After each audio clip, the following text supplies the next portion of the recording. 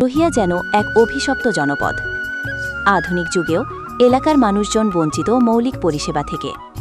সরকারি অবহেলা আর নেতাদের মিথ্যা প্রতিশ্রুতি তাদের একমাত্র সঙ্গী।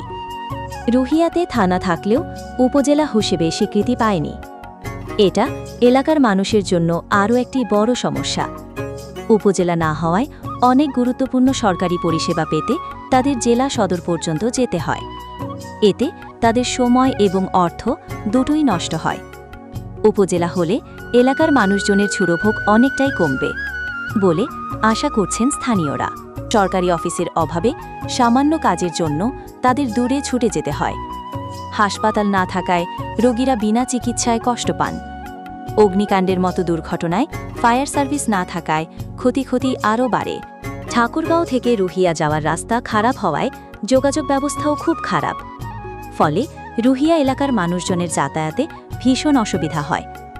জরুরি প্রয়োজনে সময়মতো হাসপাতালে পৌঁছাতে পারেন না। আবার কৃষকদের উৎপাদিত ফসল বাজারে নিয়ে যেতেও সমস্যা হয়, যার ফলে অর্থনৈতিকভাবেও ক্ষতিগ্রস্ত হচ্ছেন স্থানীয়রা। রাস্তাঘাটের উন্নয়নের দাবি জানিয়েছেন স্থানীয়রা। মৌলিক অধিকার ফিরে পাওয়ার জন্য তারা আজও লড়াই করে চলেছে।